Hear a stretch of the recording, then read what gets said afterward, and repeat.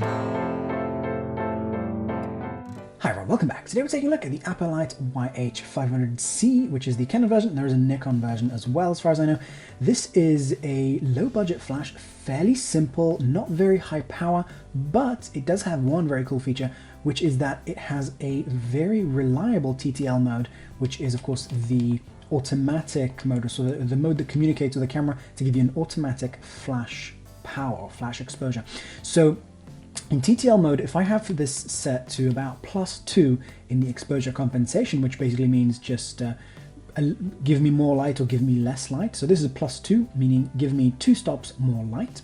So at +2, it was very, very consistent. I was getting good exposure, or at least usable exposure, on every single shot. I can never expect the TTL to be 100% perfect, but this seemed to perform as well as a genuine Canon flash when it comes to TTL performance, with the exception of being 2 stops under all the time. So when I moved it to +2, it was reliably exposed every single shot, which is really, really lovely to see in a budget flash like this, because most of them don't do that. That's the main reason why you might want to consider this.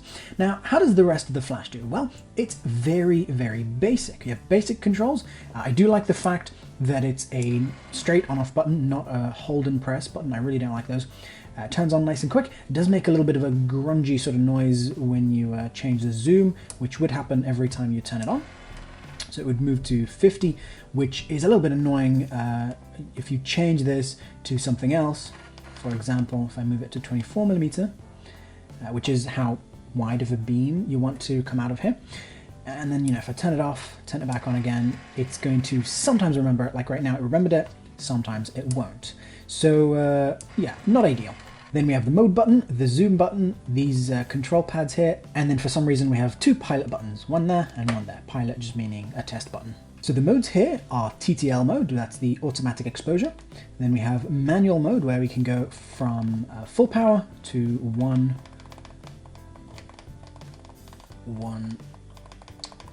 2, 1, 1 to 8. One of the things that I don't like about this is that it takes a long time to move between minimum power and maximum power. It's just sort of time consuming pressing this. If you press and hold, nothing will happen. It will only move one and then stop moving. So not really the best controls I've seen on a flash. The next mode is the strobe mode, where right now it's selected to 1/128th, and we can move this all the way up to 1/4 power. So at 1/4 power, we can go up to, once again, holding this down doesn't do anything. So there's a lot of button presses needed in order to get from minimum to maximum. So this here is the hertz, or the frequency. This basically means the times it does something in a second. So I've gone all the way up to 199, meaning 199 times per second. And if I press this now, it fired maybe twice or something. Basically, this doesn't recycle very fast, meaning it doesn't take charge from the batteries very fast. And then if we go to something like minimum power, then we can actually get some good use out of this. If we go to something like, let's say 100, then we can get quite a few more. And something like 30.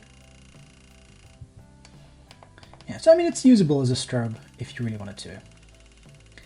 So it's not too bad as a strobe. But this won't give you very high power strobing.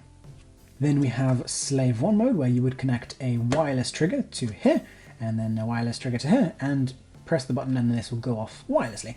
And that works fine. And then we have S2 mode, which I haven't tried, but basically that listens out or looks out for other flashes going off and then goes off at the same time as them. Now the power of this flash is surprisingly low. At full power, the recycling times are basically 0. So you have 1 shot that goes off at full power, and then if you have the next shot too close to it, meaning if you take 2 shots in a row like this, the second shot will be a lower brightness. So that's really not great. And at minimum power, you can get quite a lot of shots with this fairly quickly, but at minimum power, the amount of light that comes out of this is the light equivalent of a fart. Really not a high-powered flash, but still a flash that works very well. And as long as you don't need to work in a really big room or something like that, it's still enough power and it fires fast enough. You know, if you have it somewhere in the middle, you know, something like a 1/16 or something, you know, it can fire fairly quickly. It's not too bad. It gives you, you know, a fair amount of light.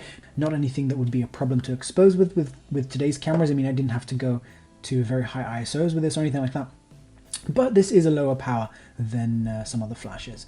Would I recommend this? If you need TTL, hell yes, I would recommend this, because it's a light that's, even though it's basic, the controls are fairly basic, and you know, it makes a little bit of ugly noises when you turn it on, but other than that, it's fine. It doesn't seem to have the really dumb laser that I've seen on some other flashes, although I'm not completely sure. Nothing is lit up here yet, so I don't know.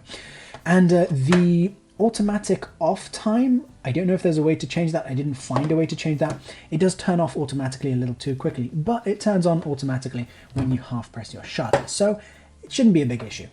Alright guys, so thanks for watching. If you want to support the channel, you can click the links down below, and I'll see you guys in the next video.